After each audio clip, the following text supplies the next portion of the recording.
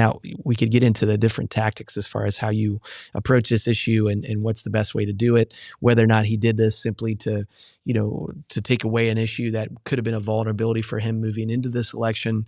But look, President Trump, even back in 2016, during the campaign, praised Planned Parenthood. So he's never been like you said, Nick, he is a socialite, progressive from basically New York, who has some kind of populist policies, which have made him very popular.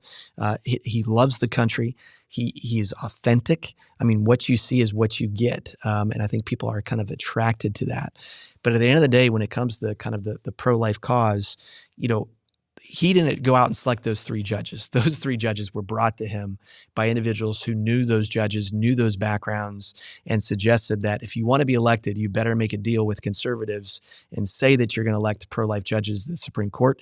And here's the thing about Trump. He keeps his promises. So he kept his promise a lot more than, like you mentioned, Nick, a lot of these former presidents have done. So I think that's my point, though. Like, I agree with literally everything you just said, even in as much as it refutes what I said. But for me, when I say refreshing, what I think I mean is that we were made to feel helpless in this cause, in this endeavor for decades.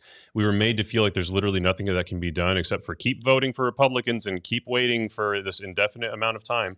And now there are paths. There's a clear path because it's at the state level, which I do wish federally it was acknowledged as the killing of another human being, which would make it illegal.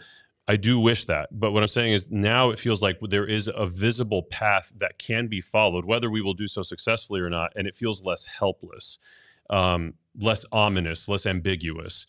And that only is a byproduct of what he did, even if it wasn't what he wanted or whatever, but like he did it and he kept his word.